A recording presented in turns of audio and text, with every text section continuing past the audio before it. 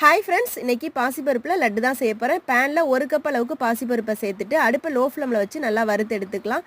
பாசிப்பருப்பு வறுப்பட்டு நல்லா வாசனை வரணும். அந்தளவுக்கு வறுத்த பிறகு ஒரு தட்டில் மாற்றிட்டு சூடு ஆறுற வரைக்கும் அப்படியே விட்டுடலாம். விட்டுட்டு மிக்ஸி ஜாரில் சேர்த்து நல்லா ஃபைன் பவுடராக அரைச்சி எடுத்துக்கலாம்.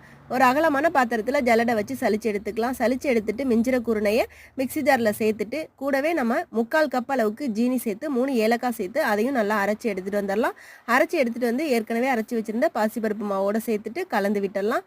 கலந்து விட்டுட்டு 3 டேபிள் ஸ்பூன் அளவுக்கு நெய்யில் ஒரு 10 முந்திரி பருப்பை உடச்சி சேர்த்து பொன்னிறமாக வறுபட்டதும் அதை இது கூட சேர்த்துட்டு நல்லா கலந்து விட்டு கையால் உதுத்து விட்டு பிசைஞ்சு நம்ம லட்டு பிடிச்சிக்க வேண்டியதான். இதே போல் அழுத்தி பிடிச்சி எடுத்தோன்னா சூப்பராக லட்டு ரெடி ஆகிடும். எல்லா மாவுலையும் இது போல் லட்டை பிடிச்சி எடுத்தோன்னா ரொம்ப அருமையாக இருக்கும். வாயில் வச்சதும் கரையக்கூடிய லட்டு ரெடி ஆகிடுச்சு. நீங்களும் ட்ரை பண்ணி பாருங்கள். இந்த வீடியோ பிடிச்சிருந்தா லைக் பண்ணுங்கள். நன்றி, வணக்கம்.